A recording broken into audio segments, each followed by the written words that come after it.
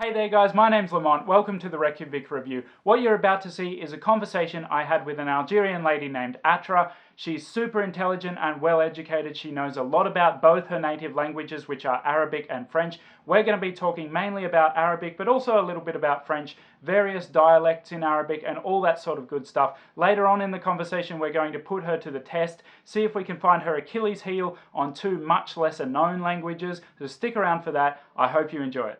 By the way, I was weirded out when you wrote to me in French before. I haven't looked at French for ages, so I was like, does she think we're speaking French today? Because we're not.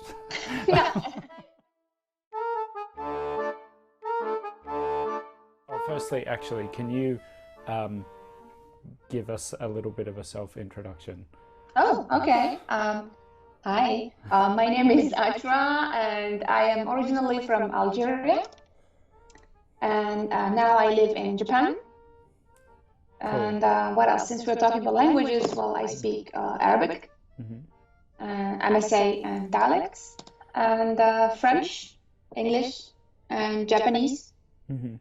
And there was a time when you needed to speak a bit of Spanish, is that correct?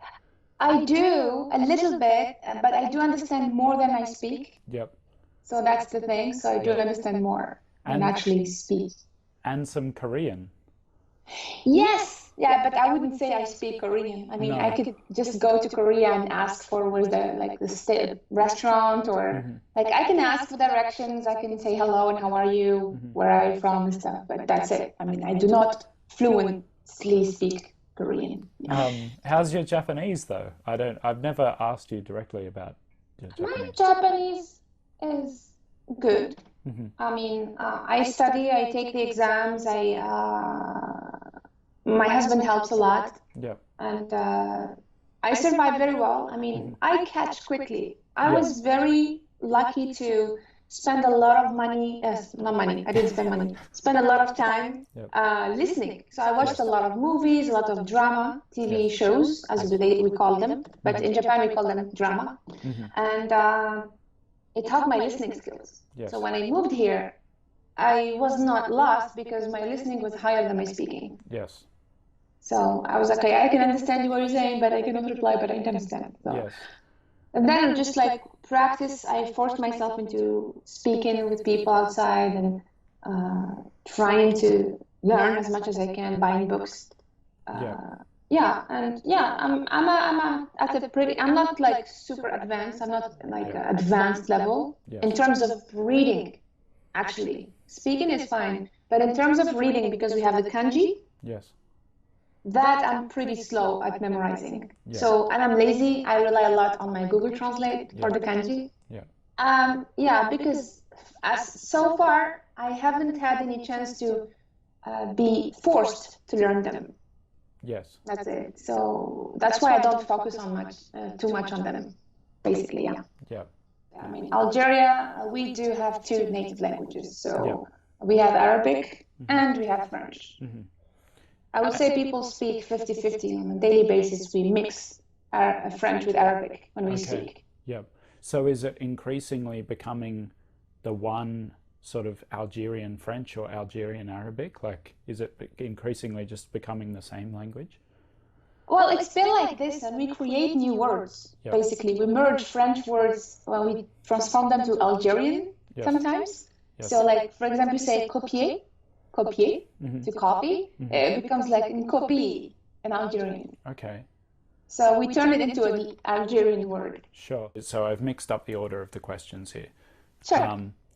Do you feel that most native speakers of Arabic enjoy speaking it, or do they just use it as a tool? It's like, yeah, I can speak Arabic, but whatever. When you say Arabic, are we talking about classical, modern MSA, Fusha, or just dialect? Let's say dialects. Dialects. No, we do enjoy speaking dialects. Okay. Because they're very expressive. Yeah. And sometimes I myself get stuck and I cannot express myself sometimes in English. I feel like I'm limited in terms of expression and emotions. I switch to Arabic without even realizing sometimes. Yeah. So like I'm talking, and then I just throw an Arabic word, and like my friends or anyone around me, like, what was that? So it's like, you wouldn't understand.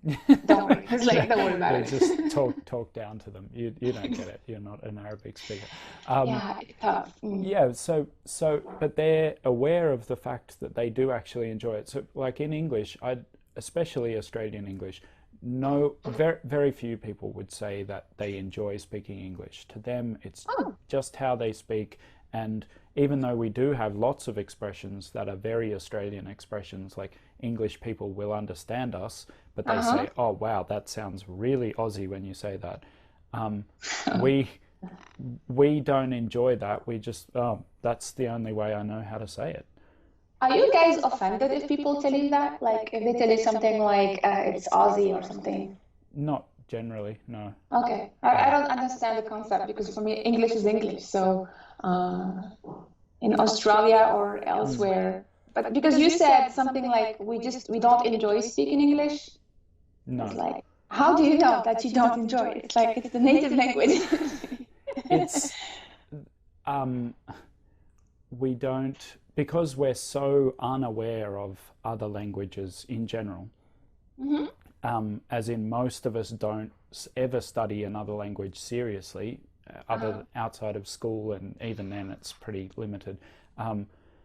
Because of that, we are not aware of any advantages or disadvantages that English has. English speakers tend to think that it's the hardest language in the world because the spelling is so inconsistent. But it's like, yeah, but we don't have genders, we don't have cases. There's all this stuff that makes English a lot simpler to compose as you're speaking, as opposed to languages with cases where you have to think through what you're going to say before you say it, if you want to say something properly. In English, we don't have to do that. So everyone here that's the way they go about speaking. And if you say to someone, would you prefer to have another language as your native language? People are like, yeah, sure, English, I don't. And most people aren't into like poetry or anything arty about the language. People are just, it's just their tool. It's just like a car that gets from A to B. It's not a nice car. Wow, I see. It was we had a kind of resistance back home in Algeria, like because like 10 years ago, some companies started using Darja, which is the Algerian dialect, for advertising, and some people were not happy about it. It's like, this is outrageous. You should not use this. Like, you are deforming the language. This is not nice. But I loved it. I love that a lot of advertising was in Darja. We need to recognize this dialect as a language because it's creating new words. It's crazy. Every time I go back to Algeria, I learn new words, actually. Yeah. So, yeah. Yeah, see, we wouldn't even notice if that happened. There was an advertising campaign a few years ago for Australian tourism that said, Australia, it's so great, so where the bloody hell are you? That was the thing. And that's a very Australian thing to say, where the bloody hell are you? And no one even noticed. They were just like, oh, they're being kind of overly Australian in their advertising. No one was like, oh, that's weird English or anything. No one did. Yeah. I see. Okay. So your answer is basically that people enjoy speaking their own dialect of Arabic. They do. Yes, they do. And we have like sometimes we have like people who envy Maghreb Arabic, which is like basically Tunisia or Algeria or Morocco, Libya.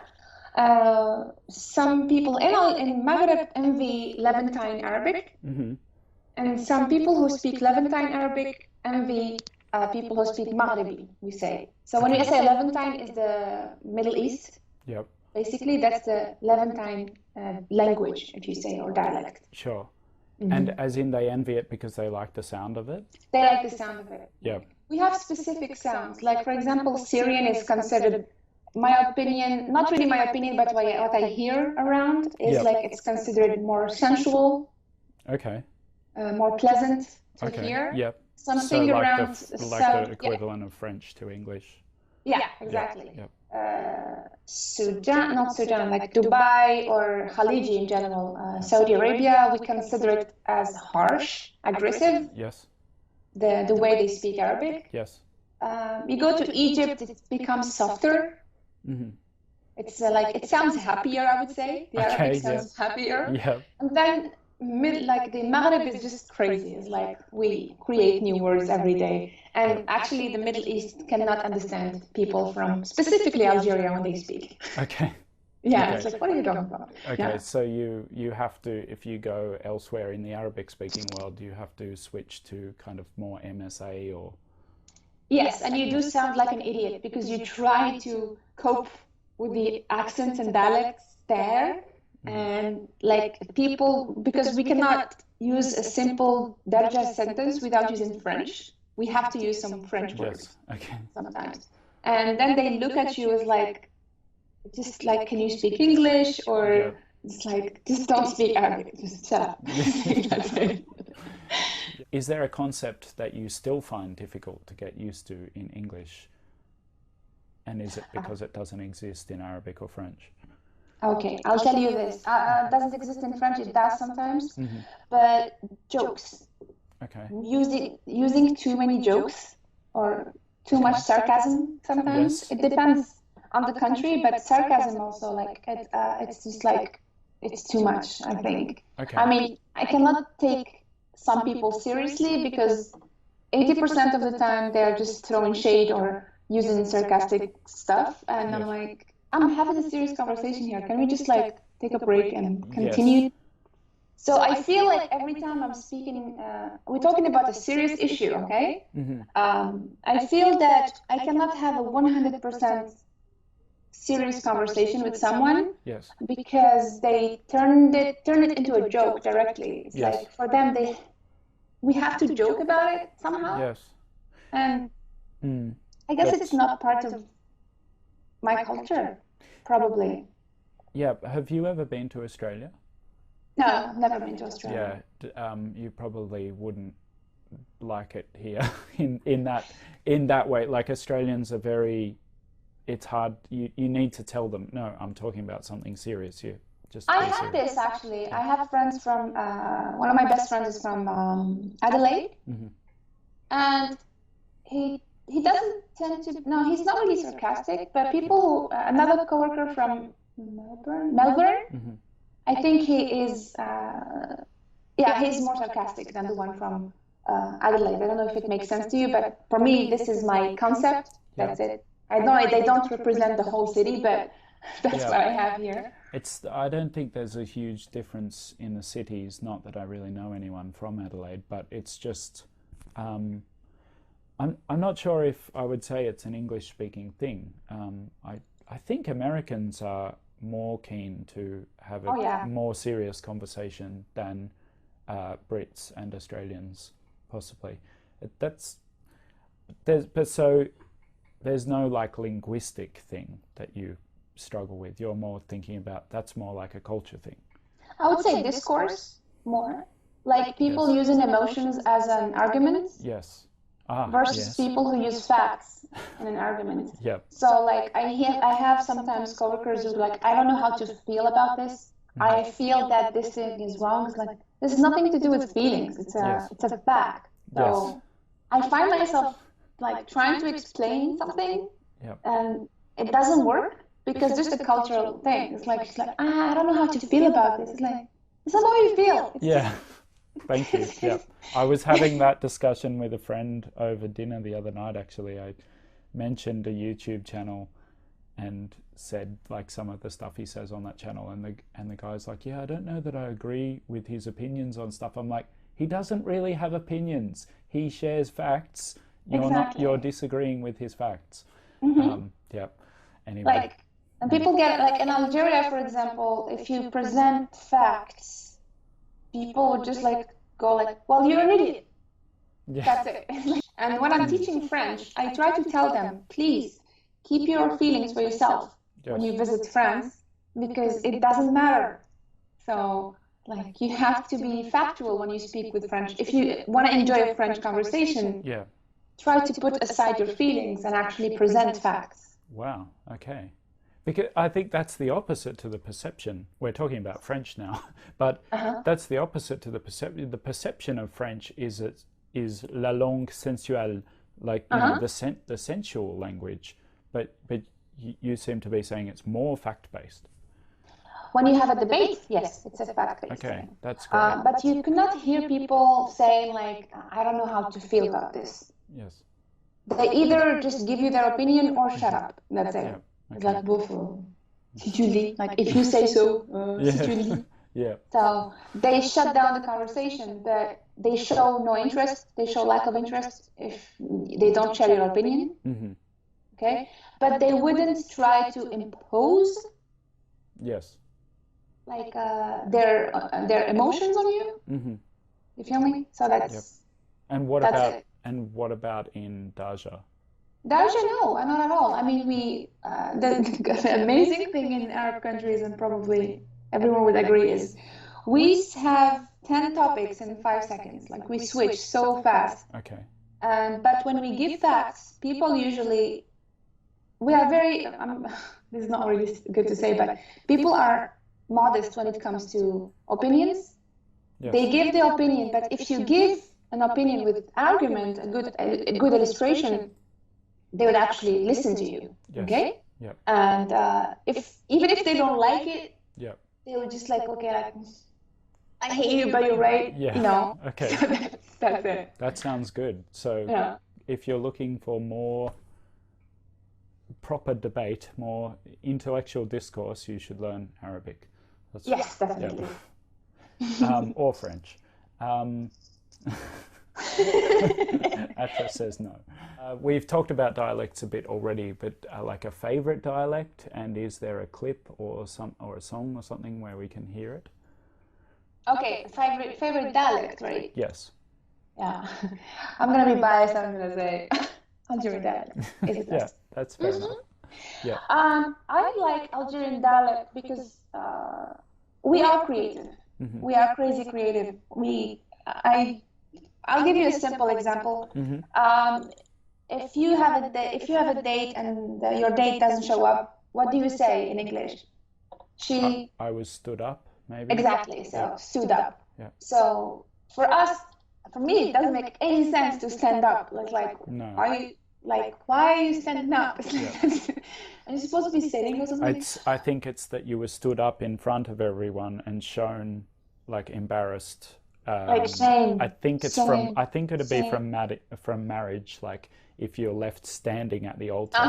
I think it comes from there. But yep. I see. Well, for us, I love how Algerians dig deep for phrases and stuff. Yes. Like Yes. we say in Algerian, "حطبني," which means he wooded me. Okay. Comes from wood.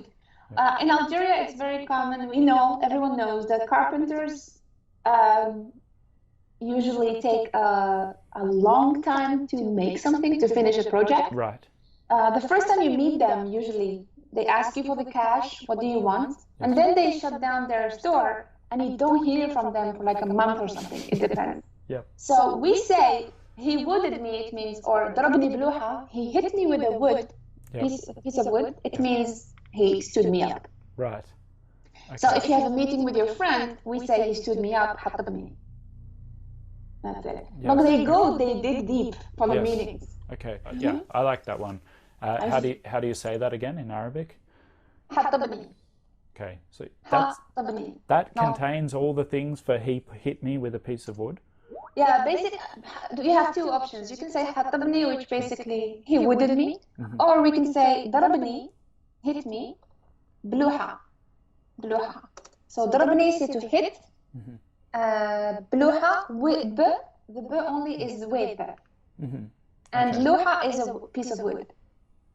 So, and we have this. There is also it's really fun. And if you speak about favorites, I would say not dialect, I would say accent. In Algeria specific, from my mom's side, Yes. is this one. It's called Constantinois. You can see it later if you want. Okay. It's sweet. I love it. It's just sweet. Okay. So what do you think the worst thing that people are taught in Arabic, especially beginners? Beginners. Now, if we speak about MSA, okay? Yes. Yep. I have to say something. If you have a teacher who, for example, is from Egypt, we have this issue with this pronunciation. Some teachers, not all of them, of course, they teach the student, basically from the US or Europe, whatever. Yes. They teach them to say, for example, j as g.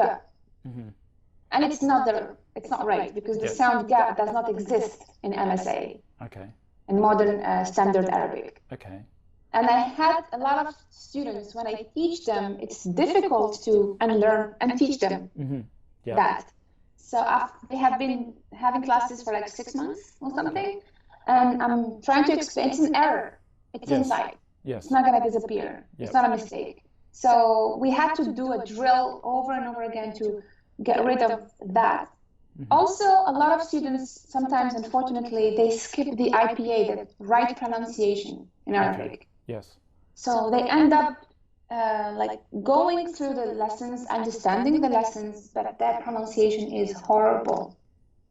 Okay. Because they do not focus on the way to pronounce, and we do not understand them when they speak. Yes. Okay. That's. So why so the teachers who might be from Egypt teaching to say "go," why did they do that? Because it's part of the Egyptian way of speaking. Okay. For example, I'll give you just a small example saying, I'm coming. If you go to Maghreb, we say Rani J. But if you go to Egypt, it's Ana Gay. Ana Gay. It's part of the dialect, okay? Yes. But it does not, the sound good does not exist in MSA. Okay. That's it.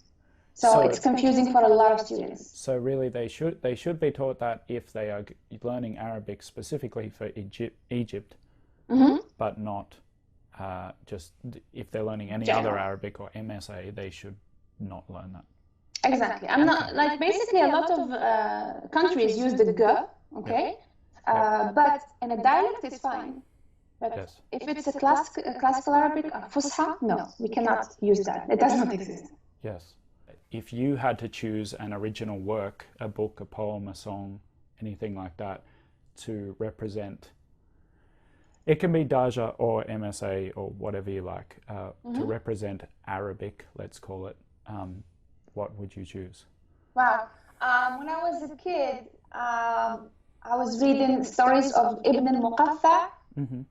So Ibn al-Muqaffa is a great writer. He wrote stories about animals, okay? Yep. But the purpose at that time was not animal, of course. It was about politics. Okay. And we learned about him like when we were kids at school. Yeah. And everyone knows al-Muqaffa stories. So Ibn al-Muqaffa. So there are many stories like the lion. I guess we have something similar. We have this in every country, I would say. Yep. Like reference to what's called to politics with animals. Yes. But that was ours, I guess. Yeah. Okay. I mean, it's something that we loved. Yeah. So what came to mind when you said that for me was George Orwell, Animal Farm.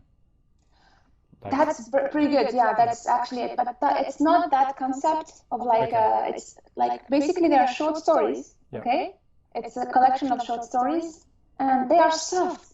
The intonation and the tone of the stories are very soft. Like the tone is very soft. Yes. And the writer Ibn al-Muqaffa just did a great job talking about political issues. Yeah. And that's it. It's like we did Kalila wa Dimna. So Kalila wa Dimna, it's part of the best stories he has ever written. He is not, he's from Iran, okay? Yes. Yep. So he's from Iran, and he's he used to be a Persian translator. Yes. And let's say it was like 720 AD. Whoa. Basically, yes. That's when these stories were written. Yes. So basically, no, not written. Sorry, that was his birth date. Yes. So I guess let's say like 20 years later. Yeah. Yeah. So 20 years later, 30 years later. Yeah, 1,300 years ago. 20 or 1,400, 20 or 40 years doesn't make a big difference. Exactly. So that's when the stories were written in Yes. in Arabic. Yes. And they're still understandable today. The Arabic has never changed. Whoa. So that's interesting. So these crazy old stories, but that's what you would choose to put in your time capsule to represent Arabic. Yes, definitely. That's cool. I mean, Arabic has been around from the, let's say, what, 7th to the 9th century. It's like it started with the Quran language. Yep. So the language has not changed, and that's the beauty of it. If you take any poetry from any time from the 7th century till now, you can understand. That's great. So, but if you're in English, you go to Beowulf, you close the book and you throw it away, and then you try to read something else. Yeah. So that's what happens. Yeah. Or you do what I did and get the one with the old English on the left and the modern English on the right. Oh, that's good. That's cheating, but that's good. Anyway, I'll put the link in the description to that one. What's something that you wish native speakers of Arabic would stop saying? Maybe it's stupid, maybe it's wrong, maybe you just played and don't like it. That's it's not gonna be a nice word. That's okay. It's shit. Okay. In Arabic, in Algerian, it's just disgusting. The way we say it is so gross. I mean, even if you don't understand Arabic, you would slap me if I say it. Like, oh, it just sounds really bad. But maybe that's kind of the point. Like, yeah, I know. But like, like for example, in Japan, my husband and my friends, when they hear me speak Arabic, they say I'm aggressive. Okay. And we're not. Like, we're basically chatting about food and stuff, but we're like very emotional, I guess. Yeah. So it was like, oh, I just said, like, what did you cook today? So that's it. But it sounds like we're fighting. So I have always this, what happened? So eyes. But when you say shit, like in English, that could mean lots of things. But shit in English is so cute. Like, for me, it has nothing. I don't feel anything when I say it in English. Yeah. Basically. Yeah. It's like, okay, that's it. Or like French people say, oh shit. No, that's it. No. But in Arabic, if you say it, like, you can feel your mom throwing shoe. Yeah. You can feel it coming, basically. Like, you can feel it coming to your head. Or your father throwing anything around him. So. Yeah, the C word that I will not utter here in English is like that. I mean, I never use it, but when I hear people use it, I'm like, why? Just don't. So it's around insults, right? I guess. Yeah. Anything else is cute. Okay. Swedes are cute when they say shit as well. When they say it in English, because they say oi, which means whoa, or like I didn't. Okay. And they say oi shit. That's so cute. Well, you're saying that there's new words created all the time. Is there an older word in Darja or in any Arabic that you would like to see brought back, or an older idiom, like an older way of saying things?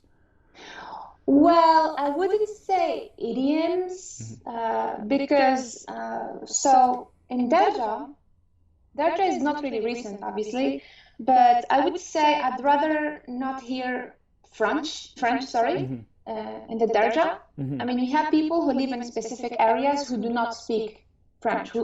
Some people do not want to speak French. Yes. It's understandable, given the history, like they have some kind of well, I wouldn't say grudge, but they just don't feel good speaking French. Yes. So they speak only pure Algerian. Okay. Pure. Yeah. Which is amazing. You can, if you listen to Andalus music from Algerian music, Andalus or Shabi, we call it with the Arabic guitar. Okay. Yeah. You can hear only Algerian. Yes. That's it. Okay. What's happening recently is the last, even my own generation, we used a lot of French. And it created a kind of class, like, system, where, like, if you speak French, you are intelligent, you're smart, you're educated. If you don't speak French well, you're not. Yeah. So I would like people to avoid using French if they are speaking Arabic, or switch to French, one of them. Yeah, if you could click your fingers and have everyone in the world suddenly understand, let's say, MSA perfectly, would you do it? And if so, why or why not? That would be a nice sequel for like Thanos Avengers, like speak Yeah. Arabic. I would love people to speak Arabic. Yes, I would do it definitely because the image we have, the image projected on the media about Arabs is completely wrong, and it's only because of the language issue. I am sure. The people do not understand our culture because they do not understand our language. Okay. That's it. So when you say the image, you mean sort of as like aggressive, rude kind of? Yes, yeah. Absolutely. I mean, the beauty of learning Arabic, I would say, is like it happened with a lot of people who visited Algeria. If they speak a little bit, just a little bit of Arabic, you will be considered as like a kind of prince in Algeria. Like you will have you will feel the hospitality of an Arab country. Any Arab country, to be honest, they're all the same. Yep. Except Saudi Arabia for women. But it's like, I mean, if you go to Tunisia, Algeria, Morocco, Libya, anywhere, Egypt, it's the same. You will feel, maybe some people say, uncomfortable how welcoming people are. Yeah, okay. Because that's how it is. If I ever start learning some, I'll do an experiment in Wollongong because there are enclaves in Wollongong who are basically Arabic speakers. Like there are parts of Wollongong where it's much more common to hear and see Arabic than to hear and see English. So I could sort of do that experiment and see if I'm welcomed in those parts of Wollongong. You know what opens the doors? It's not open sesame, no. It's assalamu alaikum in Arab countries. Okay. If you say hello, okay, in English it's like hi. Hello, good morning, good evening, something. But in Arabic, we have something that everyone likes. Yes. Assalamu alaikum, which is peace be upon you. Yes. And people love hearing, and especially if you're a foreigner and you say it, it means a lot to us, basically. Okay. So, like, basically people would tell you, come have lunch with me. It's like, that's it. You had me at assalamu alaikum. So that's it. That's good, okay. Yeah. I sent you two samples of two languages that were very close. Oh God, we're here. All right. Okay. I made this really hard because I'd like, what can I send Atra that she's not just going to immediately know that that's that and that's that. You speak too many languages. So I looked up what the closest proper, like big language to Finnish was, and I found that it's Estonian, and I sent Atra a sample of Finnish and a sample of Estonian with no clue as to which ones were. They sound like this. Arvate? Ma arvan, et ta näeb lausa väga hea välja. Ma arvan, et ta näeb lausa väga hea välja. Ülemusel on kindlasti tüdruksõber. Ülemusel on kindlasti tüdruksõber. Kirjallisuushistorian tärkein henkilö, sillä hän kokosi Kalevalan suomalaisesta kansanrunoudesta koostuvan kansalliseepoksen. Lönnruut oli ammatiltaan lääkäri, mutta hänen harrastuksensa oli filologia ja runoin. Oh, wow, that's tough. Okay, so just take your guess. Okay, so you said one is Estonian? Yes. And the second is? Well, that one is Estonian and one is Finnish. One is Finnish, one is Estonian. Okay, yeah, the first is Finnish. I would say the second is Estonian. Sorry, it's the other way around. No. She's so disappointed because anyone else would just be like, who cares? What? Like, my stereotype about Algerian people was that they're all like super educated and speak lots of languages and just basically just super intellectual beings. Thank you very much. So as in because I met you, because you're the only Algerian person I know, I was like... But to be honest with you, if you go to Algeria, and this is the truth, okay, honestly, you can have a nice, decent conversation with anyone. I mean, even with someone who has never been to school, actually. Yep. People like to learn. Yes.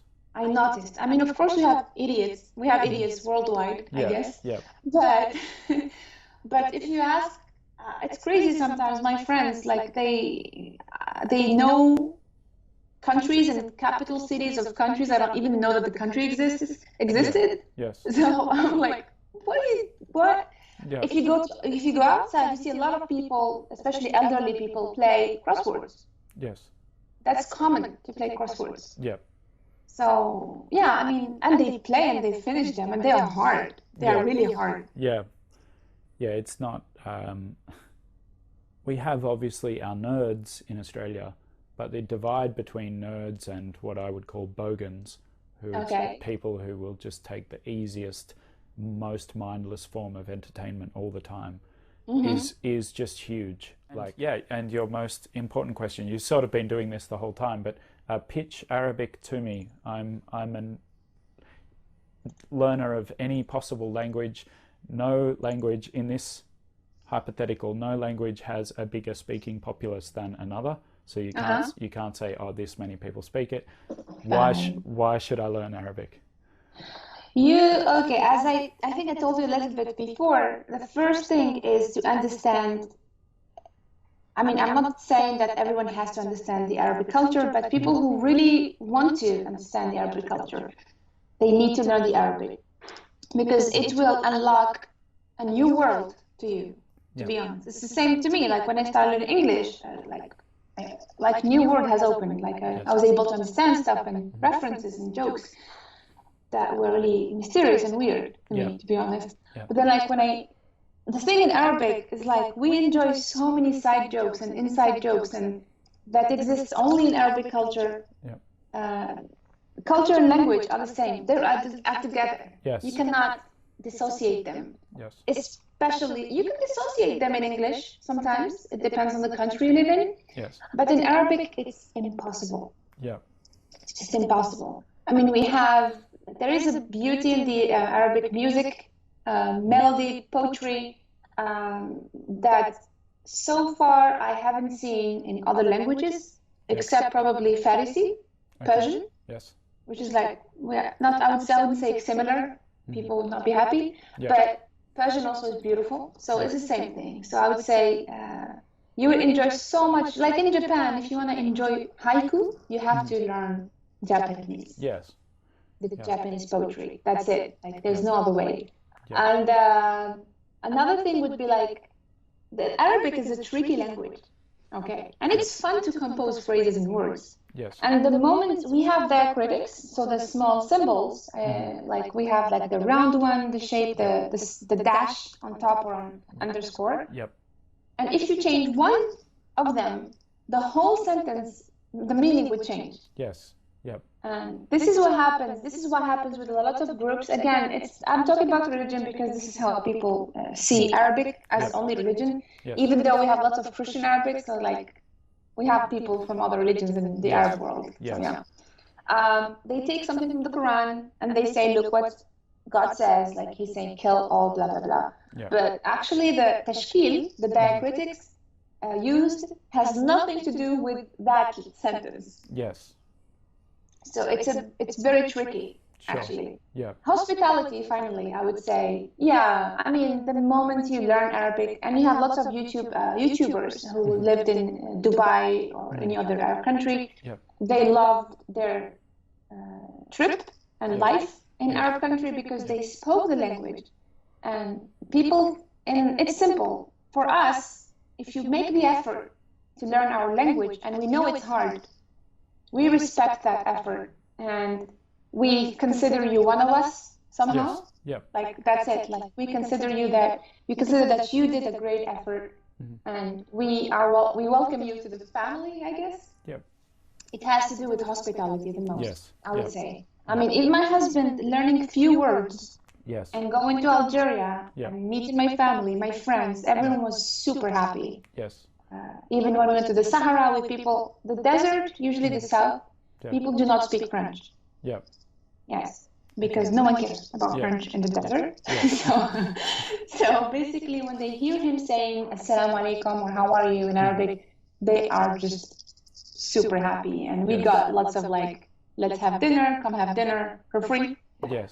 Just for that. Yeah. Just because of that. Yeah. Yeah. Sure. Okay. I will have to learn some, and because I live in Wollongong, there's more reason for me to learn Arabic than many other languages. So for those watching who have no idea, including Atra, what Wollongong is. It's a city south of Sydney, and there are quite a lot of Arabic speakers here. Atra, I want to thank you so much for your time today. You're welcome. Yes, it was a pleasure. You were, when I had the idea of doing these things, you were the first person that I thought she would be the best to get her, and I know you're super busy with all your students and everything. Thank you so much, honestly. I was really happy to do that. It's fun. And the only thing I hope is that people will actually get to know, the nerd in the high school, like the one who eats alone.